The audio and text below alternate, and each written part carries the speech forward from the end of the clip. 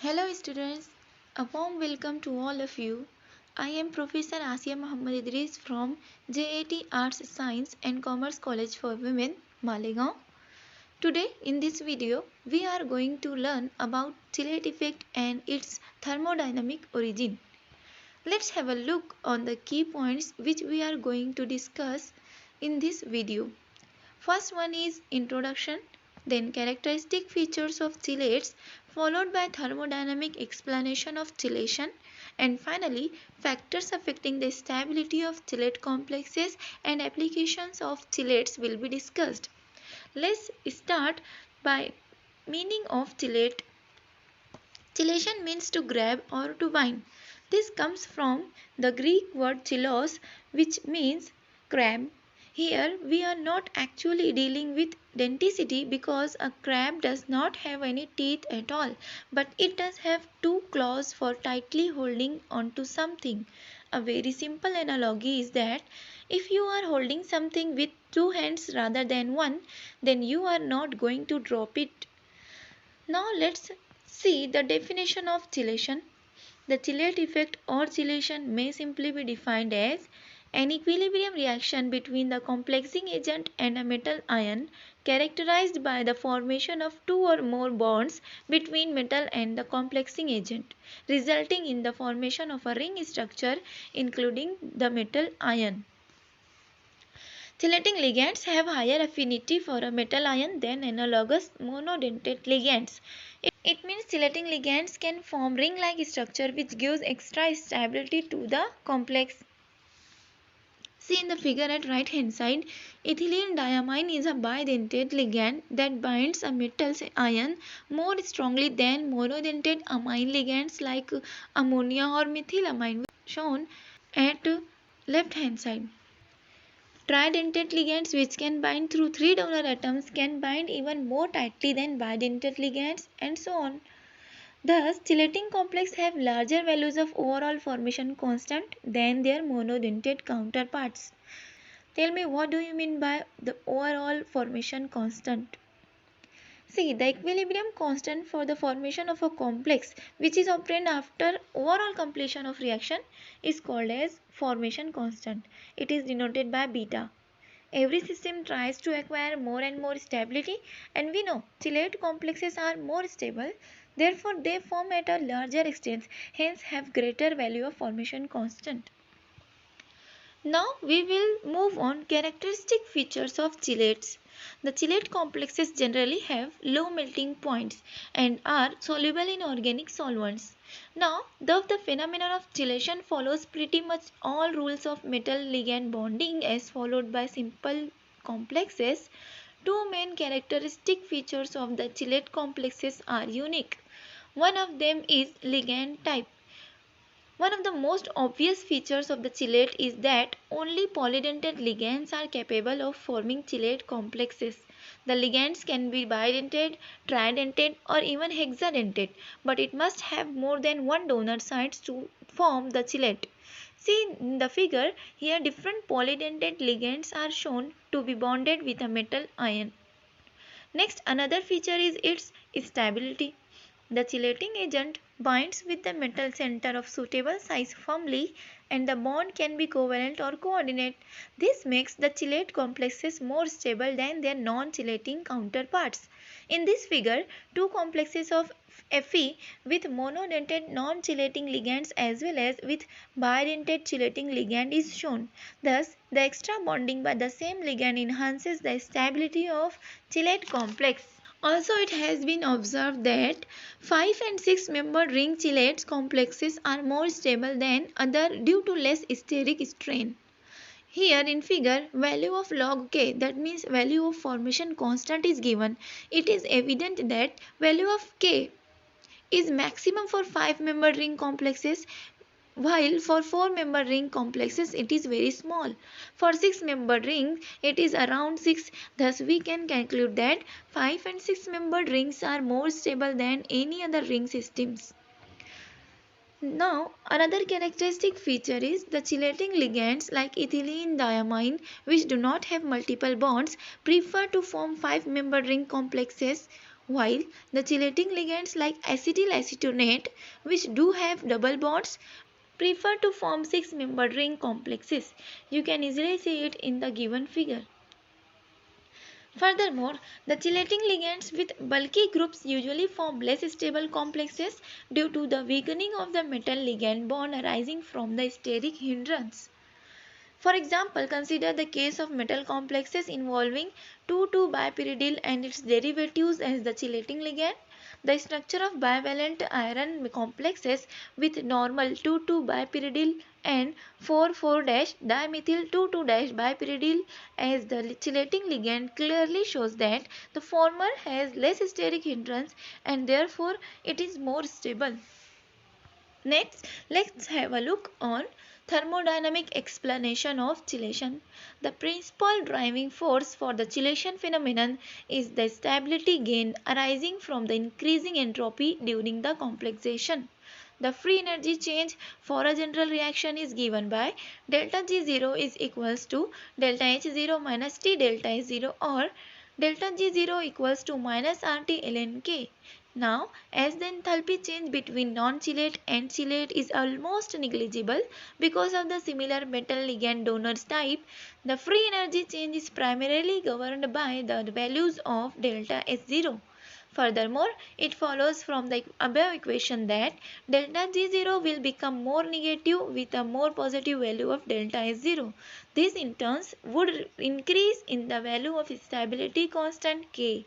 Hence, the stability of metal complexes increases with chelation as it occurs through an increment in the entropy of the system.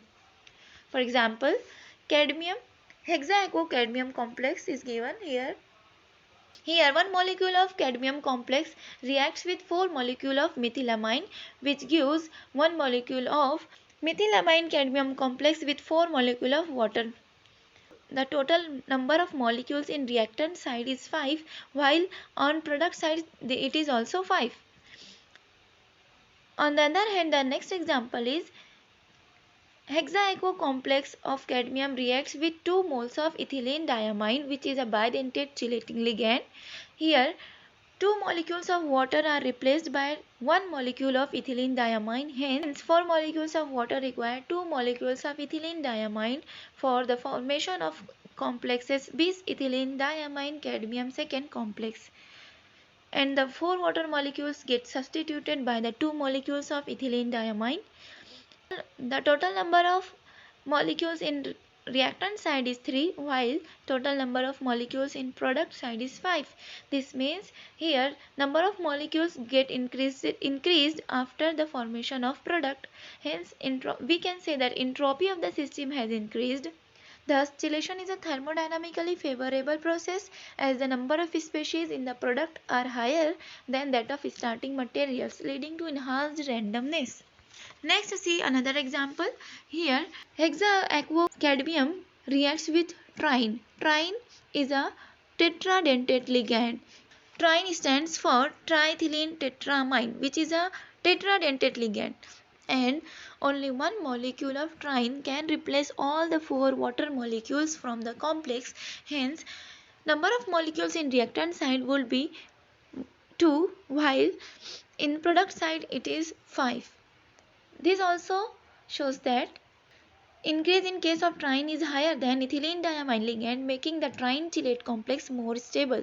The stability of chelate complexes increases with the denticity of chelating agent. Now, we will proceed on the factors that are affecting the stability of chelate complexes. Among these, first one is the size of chelate ring. 5 or 6 membered chelate rings are more stable than the 4, 7, 8 or higher membered chelate rings due to less steric strain. We have seen this point in characteristic feature also. Due to increased angle strain, 3, 4 or 7, 8 membered rings are less stable. Here it is evident from their log K values, where 4-membered ring formation has very small log K, that means formation constant value, while 5 and 6-membered rings have log K value around 6, which is maximum, and the 7-membered ring would have log K value 3.3, which is not significant. Next factor is number of chelate rings and nature of the metal ion. It has been observed that as the number of donor sites increases, the stability of metal chelate also increases.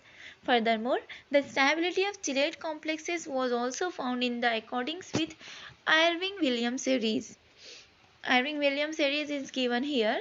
Irving-Williams series consists of 3D metal complexes in all +2 oxidation state, and it shows the stability of complexes of these bivalent metals.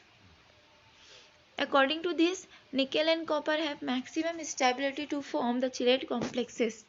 In addition to stability prediction by Irving-Williams series, transition metal ions usually form more stable chelate complexes and follow the order given by Meili and Miller. The series given by Meili and Miller is also given here, which shows that palladium has the highest ability to form metal, especially chelate complexes, while magnesium has the least ability. Third factor is resonance effect. The resonance stabilization of the chelate ring also enhances complex stability. For example, the exceptionally high log beta value, which means overall formation constant value for FeAcAc thrice, is due to resonance stabilization in chelating ligand. See in figure, acetylacetonate has one delocalized negative charge which is in resonance. This increases the stability of chelate complexes. Next factor is Lewis base strength and charge of ligand.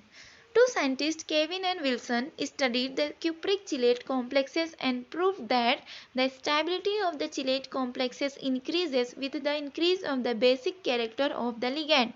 Basic character, that means ability to donate its pair of electrons.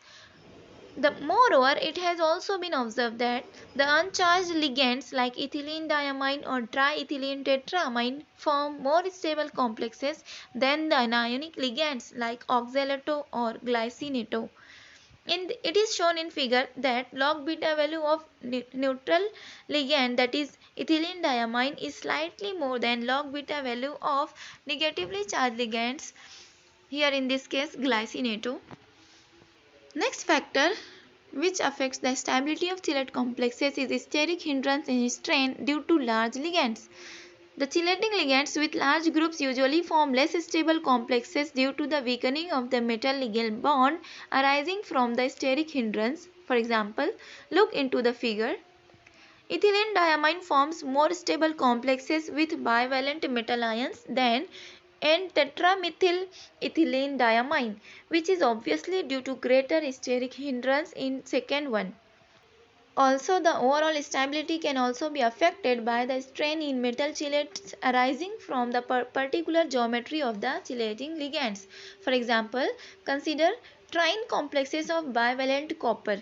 These complexes are more stable than their trine complexes due to less steric strain because trine ligand can adapt square planar geometry much more easily. Now, the last topic of this video is main application of chelates.